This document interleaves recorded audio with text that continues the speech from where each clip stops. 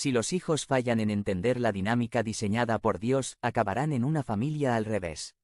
Si los padres fallamos en entender la dinámica diseñada por Dios para cuando nuestros hijos forman sus propias familias, acabaremos en una familia al revés. Hay un texto en la Escritura que nos instruye perfectamente para regular las relaciones entre padres e hijos de una manera muy clara y práctica. Este texto nos aclara la naturaleza del matrimonio y el ajuste importante que ocurre en las relaciones cuando éste llega. Este texto lo encontramos en Génesis 2:24. Dejará el hombre a su padre y a su madre y se unirá a su mujer, y serán una sola carne.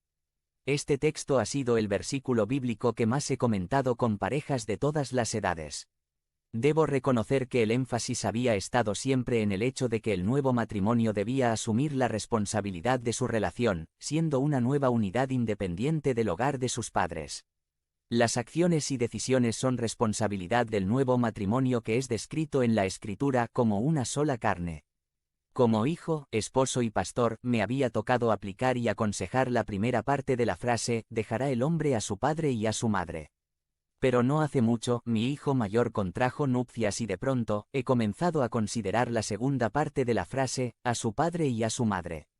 No solo los nuevos cónyuges deben hacer ajustes importantes en sus relaciones, sino también, los padres, que somos los que quedamos cuando los hijos se van, debemos hacer ajustes importantes para aplicar fielmente este texto.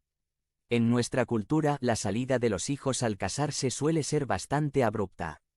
En otras culturas, los hijos se van de casa desde muy temprana edad. En tanto que nosotros solemos tenerlos cerca hasta que se casan.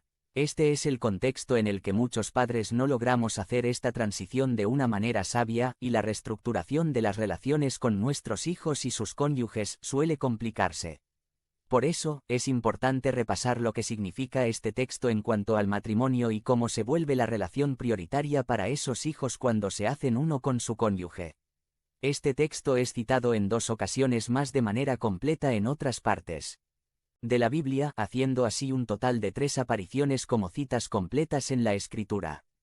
Este texto lo encontramos en su mención original en Génesis 2:24. Por tanto, dejará el hombre a su padre y a su madre, y se unirá a su mujer, y serán una sola carne.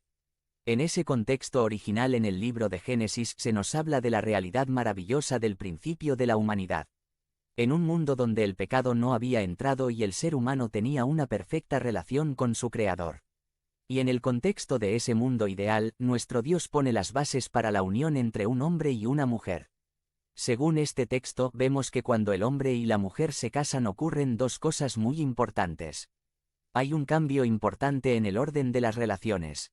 Antes la relación con los padres era una relación prioritaria y determinante.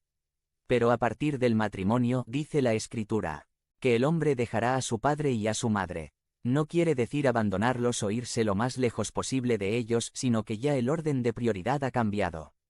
Ya no se hará lo que dice papá o mamá, sino lo que el nuevo matrimonio decida con responsabilidad.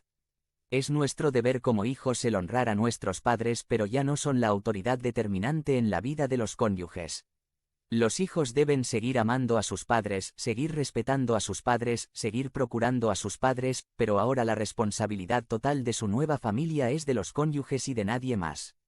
Algunos hijos no entienden esto y ponen de cabeza su nueva familia al mantener esa dependencia económica, práctica y emocional en sus padres. Siguen dependiendo de sus padres para que les resuelvan los asuntos que ahora les competen solo a ellos. Se suele decir comúnmente que no han cortado el cordón umbilical. Hermanos, este no es el diseño de Dios.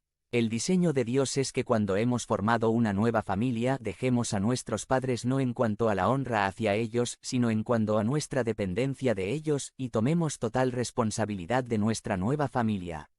Ten cuidado si ya eres un adulto independiente o casado y todavía esperas que tus padres te sostengan, te resuelvan tus problemas o decidan por ti lo que debes hacer.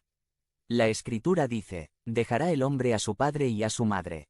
Pero al casarnos ocurre una segunda cosa muy importante. Dejamos a nuestros padres pero nos unimos al cónyuge y esta unión es de tal naturaleza que ya no somos más 2, sino una sola carne.